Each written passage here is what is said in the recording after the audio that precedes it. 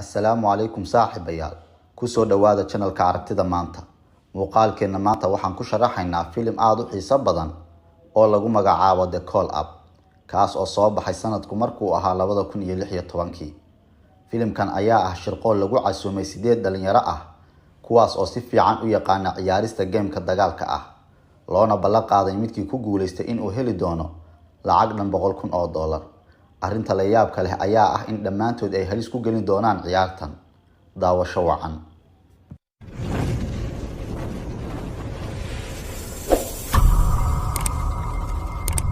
Dhanka kale, kooxda inteeda kale ayaa maqleen dhawaqa rasaasta, waxa ayna xidheen shaashadihii. Wax yar kadibna waxaa mid ka mid ah burcadii uu xabad ku dhuftay Edward. Kooxda inteedii kalena sidaas ayay ku kala carartay. Waxa isla markiiba Toller ay u carartay dhanka jaranjarada, laakiinse nasiib darro waxay dhaafi weyday xarig koronto wada. Meeshaas ayayna iskaga cabaaday, halka Edward weli uu la rafaadsan yahay dhaawacii, kooxduna ay xaalad culus ku jirto. Adam ayaa bambo ku qarxiyay burcadii, sidaas ayuuna ku noqday ninkii ugu dhibcaha sareeyay wareegaas. Kadib Edward ayaa xaaladiisa aad u sii xumaatay, isagoo bartii ku dhintay. Kooxdii ayaa saaxiibkood arkay meydkiisii oo qol dhex yaala. Kadib kooxdu waxay xaqiiqsadeen in jaakada lagu borogaraamiyay in ay dhamaystirto dhaawaca qof walba oo rasaastu ay waxyeelayso haddii uusan haysan cirbad uu isku badbaadiyo. Shali ayaa isku dayay in ay caawimaad siiso Andrew, laakiin sidaas ayuu ku ahaaday oo waa uu dhintay.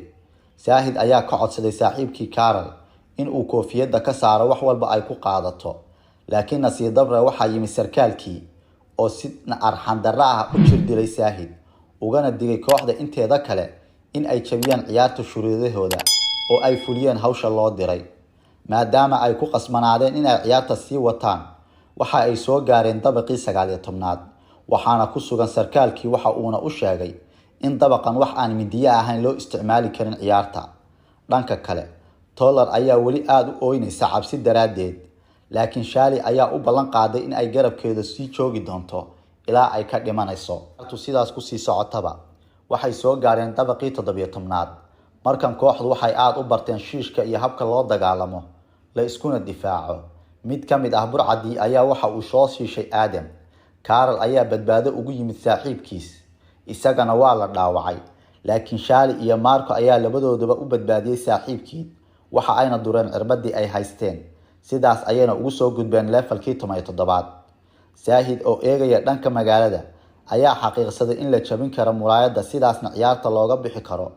Isaga iyo Carol ayaana isku dayay in ay muraayadii jabiyaan, laakiinse nasiib darro waxaa ku soo baxay sarkaalkii oo waxa uu aad u jirdilay Saahid isaga oo lug ka jabiyay.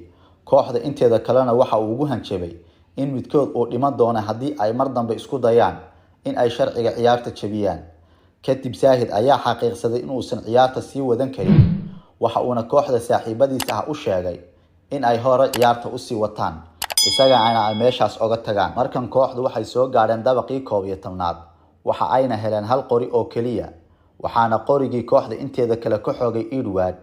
Wax yar kadib burcadii ayaa dhaawacday Edward, taas oo ka dhigtay in kooxda inteeda kale ay kala cararaan. Waxaa go'doon gashay Toller oo hubka kaliya ay haysataa uu ahaa mindi, waxa ayna isku qarisay mid ka mid ah musqulaha. Kadib kooxdii oo dib isu heshay ayaa xaqiiqsaday in Toller iyana ay ka maqan tahay. Mid ka mid ah burcadii ayaa u dhaqaaqay dhankii Toller, laakiin waxa markii ugu horeysay Toller ay dishay mid ka mid ah burcadii, halkaas oo ay ka heshay kalsooni dheeraad ah. Sidaas ayayna uga gudbeen levelkaas. Kooxda ayaa wax yar oo fursad ah isku helay si ay isugu wareystaan. Kadibna waxa ay xaqiiqsadeen oo ay ogaadeen in dhammaantood aysan ahayn dad ay ka warqamaan familiyadoodu, haddii ay dhintaana ay cidna u soo sharaacan doonin shirkadda. Tana ay tahay shirqool weyn oo iyaga loo dhigay. Waxa ayna ku ballameen in ay lixdooduba isla shaqeeyaan maadaama nafsadooda ay halis ku jirto. Dhanka kale, saaxiibkood Saahid waxa markiiba dhammaystiray mid ka mid ah burcadii oo halkaas ayuu ku dhintay. Markii ay kooxdu soo gaareen dabaqii 9aad, waxa ay arkeen sarkaalkii oo jir dilaya mid ka mid ah burcadii. Waxa uuna u sheegay sababtu in ay tahay in uu ninkani og yahay nambar sireedkan bambo dabaqa ugu hooseeya ku rakiban, taas oo haddii ay qaraxdo burburin karta dhammaan dabaqa.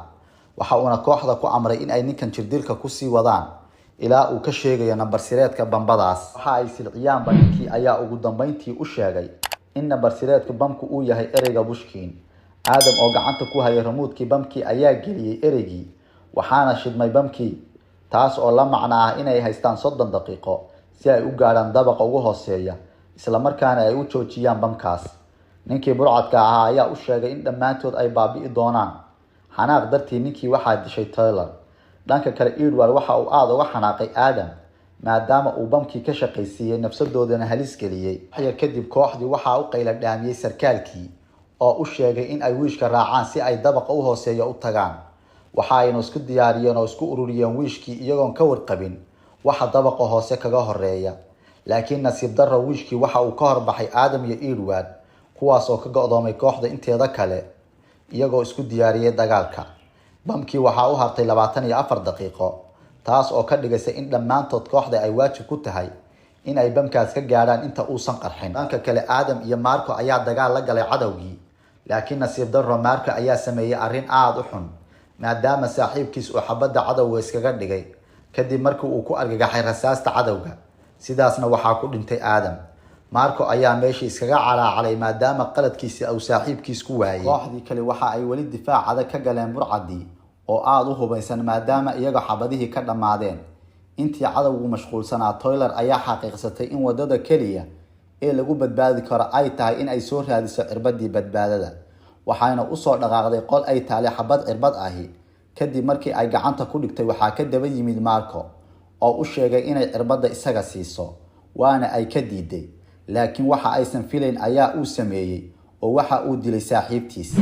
Carol ayaa soo galay qolkii waxa uuna arkay Tyler oo meyd ah iyo Marco oo qolka ka sii baxaya, taas oo shaki weyn ku abuurtay isaga. waxa ayna isdagaaleen Marco, laakiin waxa yimid sarkaalkiis oo dilay Marco maadaama uu qalad ku sameeyay ciyaarta. ugu dambeyn waxa la soo gaaray dabaqii u dambeeyay, waxaana kooxda ka soo haray Shari, Carol iyo Edward. waxayna dagaal waqti dheer qaatay la gareen 4 burcad ah kuwaas oo qasaaro dhaawac soo gaarsiiyay Carol iyo Shari.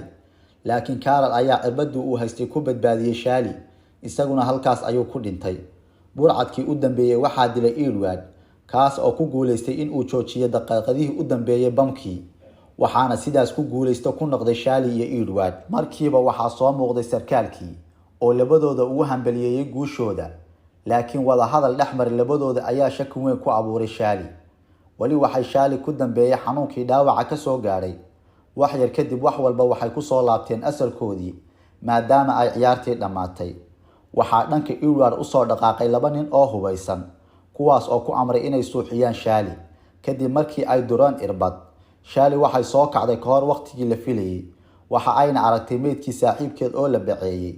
waxa ayna u yimid Edward oo u sheegay in ay xaq u leedahay $100,000. waxay aad uga naxsaneed ku looglaanshaha Edward ee shirqoolkan aadka u foosha xun, waxayna u sheegtay in ay cidna ka dhageysan doonin waxa ay ku aragtay indhaheeda.